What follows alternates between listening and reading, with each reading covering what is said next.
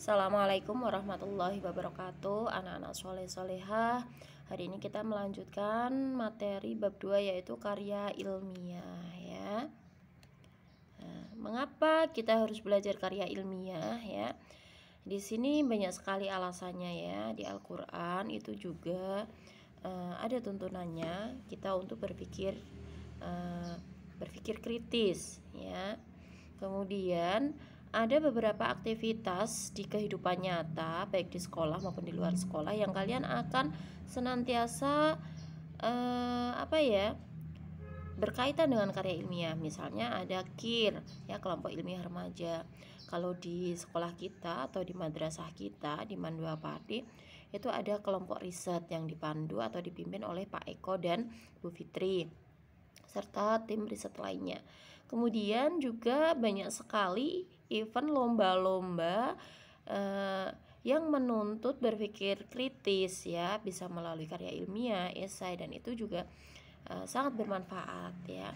Kemudian ketika pun tidak digunakan untuk lomba ya, tugas-tugas dari ibu bapak guru biasanya juga menuntut kalian ya, bukan menuntut ya, membimbing kalian untuk berani mencetuskan ide-ide brilian kalian melalui tulisan ya, salah satunya melalui karya ilmiah. Oke, kemudian ya, apa itu karya ilmiah ya? Karya ilmiah adalah karya tulis yang dibuat untuk memecahkan suatu permasalahan dengan landasan teori dan metode-metode ilmiah ya. Jadi karya ilmiah ini unsurnya ada 4 ya. 1 berupa tulisan ya. Kemudian tulisan itu isinya proses memecahkan sebuah masalah ya. Kemudian di dalamnya juga ada landasan-landasan teori ya, teori-teori yang mendukung pendapat-pendapatnya atau argumen-argumennya. Kemudian juga di dalamnya ada metode-metode ilmiah ya. Itu. Biasanya karya ilmiah berisikan data-data atau fakta dan juga ada solusi mengenai masalah yang sedang dibahas di dalam tulisan tersebut ya. Dan penulisan karya ilmiah ini ya, juga harus dilakukan secara runtut dan sistematis. Runtut maksudnya apa? Harus sesuai strukturnya, tidak bisa dibolak-balik seperti cerpen. Misalnya kalian ketika menulis sastra atau cerpen, cerita itu kan ada alurnya balik, alur mundur ya, ada flashback kayak gitu kan, ada alurnya maju yang runtut. Tapi kalau karya ilmiah ini harus satu ya, harus ditulis secara runtut dan sistematis. Oke, kemudian ini ciri umum karya ilmiah. 1, penjelasannya disajikan secara masuk akal ya, harus logis, jujur, terus apa adanya, harus sesuai data dan fakta yang ada di lapangan. Jadi sifatnya objektif ya. Objektif tuh ya, apa yang kita lihat ya itu yang kita tulis. Apa yang kita yang tampak nyata ya, yang bisa ditangkap indera kita, yaitu yang kita tulis ya. Nggak boleh yang tidak ada diada-adakan ya. Kemudian 2, disusun dengan kerangka yang urut dan berkesinambungan ya. Harus sesuai struktur. Misal apalagi ketika lomba biasanya sudah ada template-nya, sudah ada sistematikanya. Ketika kita tidak mengikuti itu ya, otomatis kita didis seperti itu ya. Kemudian masalah yang dikupas dengan terperinci dan lengkap ya. Jadi masalah yang kita bahas ya itu harus sangat terperinci ya, harus lengkap, harus detail ya. Misalnya kita sedang membahas tentang narkoba, misalnya macam-macam narkoba itu apa, bahayanya apa, kenapa bahaya. Nah, itu penjelasannya harus selain logis juga harus rinci, sehingga meyakinkan pembaca, memberi banyak pengetahuan bagi pembaca seperti itu. Kemudian yang keempat adalah kebenarannya dapat diuji ya. Ini harus ya harus, karena berupa fakta-fakta tadi ya. Jadi insya Allah kebenarannya itu nyata. Kemudian 5, berlaku umum. Artinya apa? Simpulan yang diberikan itu cocok ya untuk semua populasi ya, bisa berlaku dimanapun. Nah misalnya seperti itu. Kemudian yang keenam, ini yang tidak boleh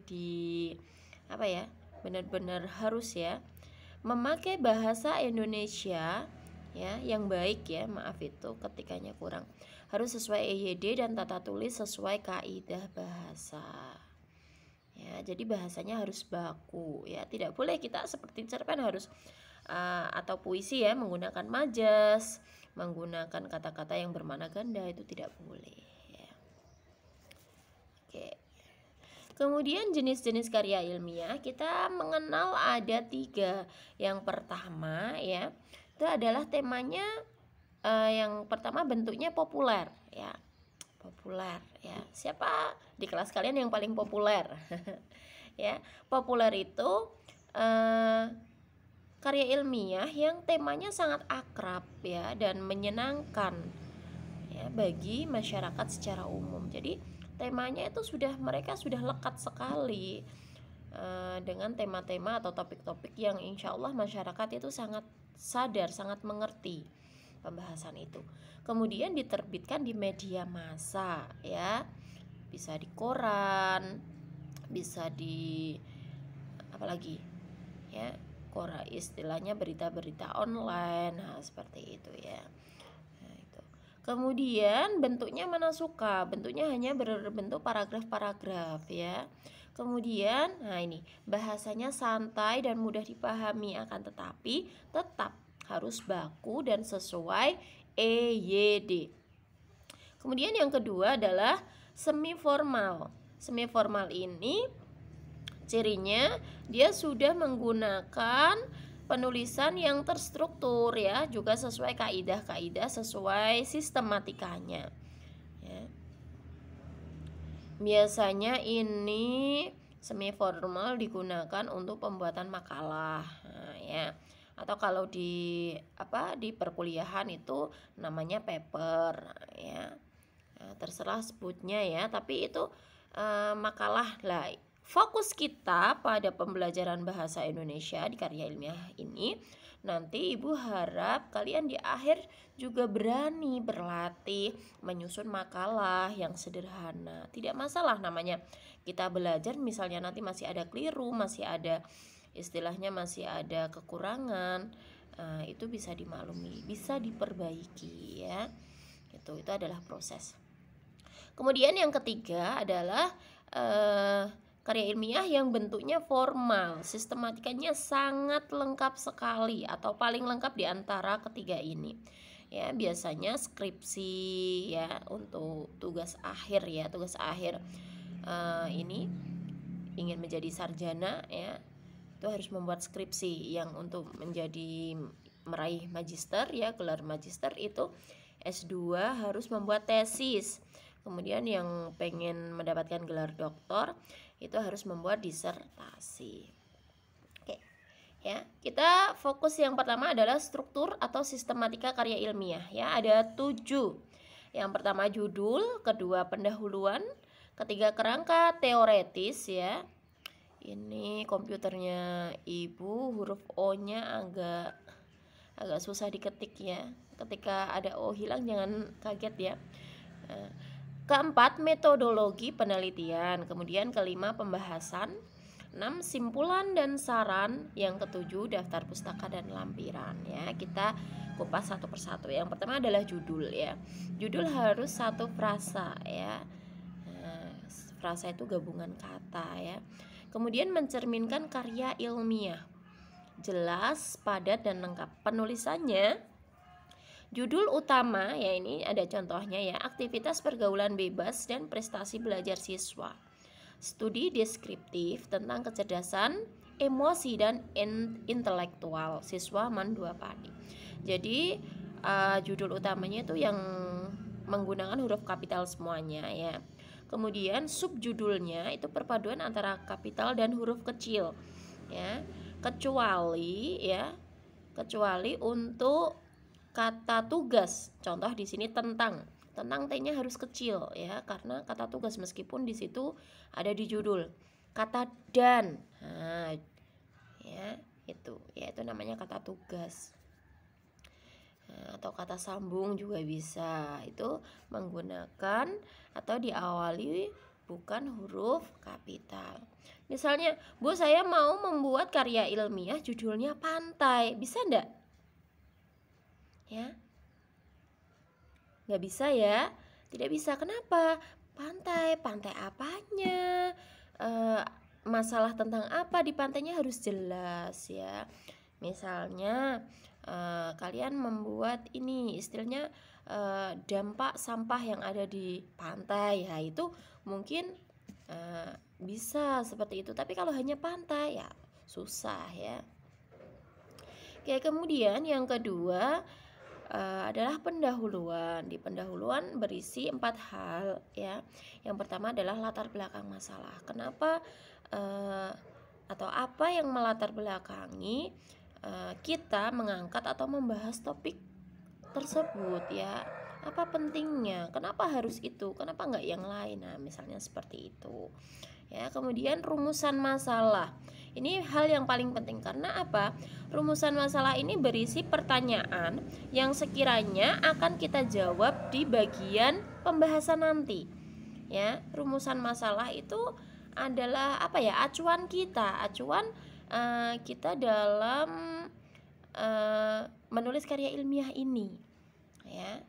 Nah, rumusan masalah misalnya ada 2. Misalnya gini, apa jenis-jenis narkoba, kemudian apa ini kandungan yang ada di dalam narkoba atau zat-zat apa saja. Kedua, yang ketiga misalnya dampak negatif penggunaan narkoba.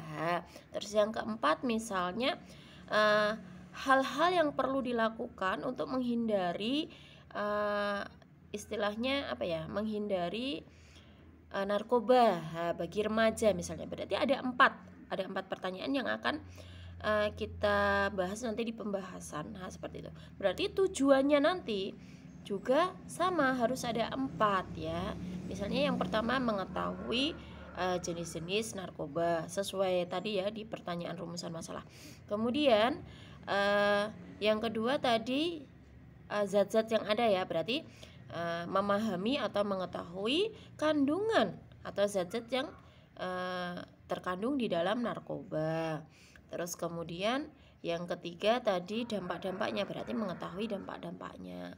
Nah, seperti itu harus jelas. Manfaatnya, manfaat ini berkaitan dengan manfaat yang akan kita berikan ketika bahasan ini selesai ya, seperti itu. Misalnya menyumbang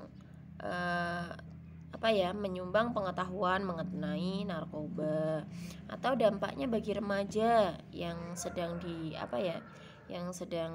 dibahas, karena misalnya membahas tentang dampak narkoba pada remaja misalnya. Berarti dampaknya untuk remaja itu apa, untuk dunia pendidikan apa, misalnya seperti itu ya, manfaat yang kita berikan melalui penulisan karya ilmiah ini.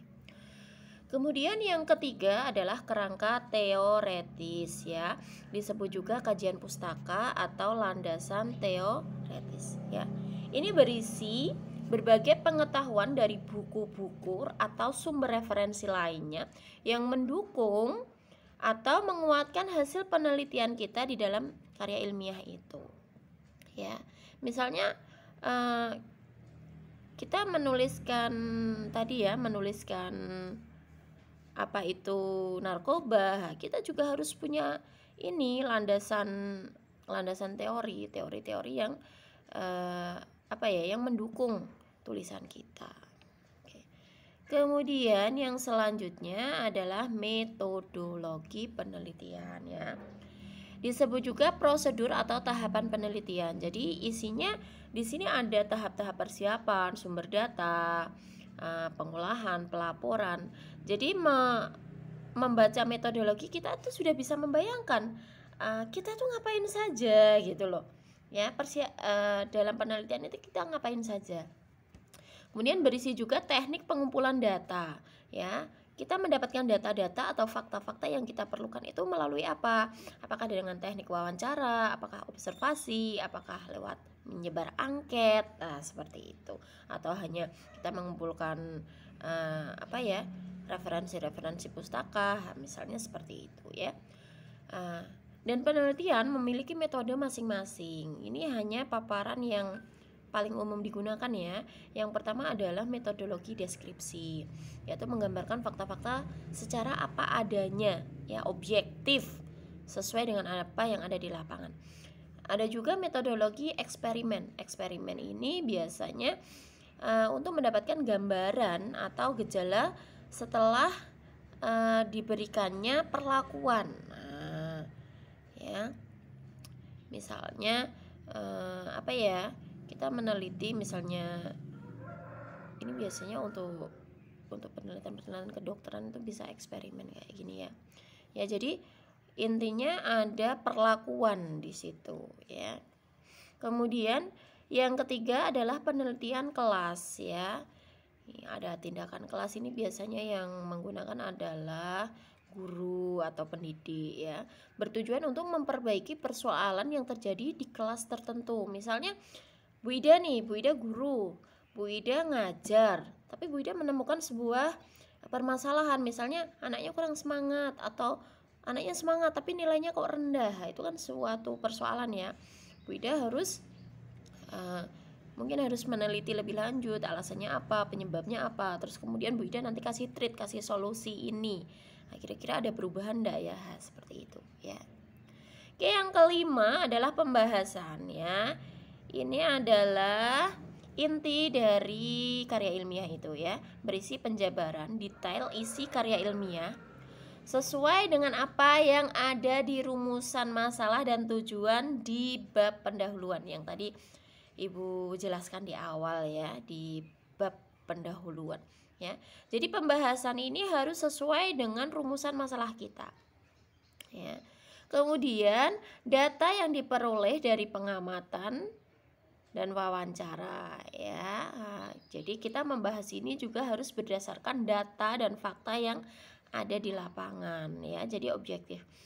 Bisa dilengkapi dengan tabel, grafik supaya lebih enak dan mudah dipahami. Nah, ini sangat bagus sekali nih ya. Misalnya kalian meneliti tentang ini ya, istilahnya tadi narkoba. Kita kembali ke situ ya. Misalnya dari beberapa jenis narkoba, misalnya kamu buat tabel, istilahnya yang apa ya, efek candu atau efek istilahnya memabukkan yang paling besar ini dimiliki oleh narkoba jenis apa, itu bisa dibuat tabel. Jadi membacanya itu lebih seru, lebih enak, lebih nyaman, dan insya Allah lebih mudah dipahami. Keenam, simpulan dan saran ya. Setiap kita menulis, memang di bagian penutup atau sebelum penutup atau pas di penutupnya, kita pasti selalu menggunakan simpulan dan saran. Kenapa harus ada saran? Ya, saran ini karena kita sudah sudah melakukan sebuah mungkin penelitian atau pengamatan, meskipun sangat sederhana, kita mungkin akan menemukan hal-hal yang itu bisa diperbaiki di kemudian hari, atau hal-hal yang mungkin bersifat ini. Jadi saran-saran peneliti itu akan sangat membantu bagi penelitian atau hal-hal orang yang melakukan itu di kemudian hari, itu akan sangat membantu. Kemudian yang ketujuh adalah daftar pustaka dan lampiran. Jadi daftar pustaka ini sangat erat kaitannya dengan landasan teoretis ya.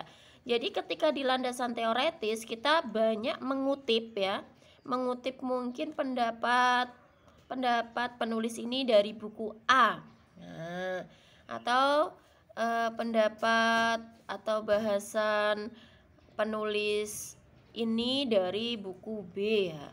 Semua yang kita kutip ya, sumbernya harus wajib dicantumkan di daftar pustaka.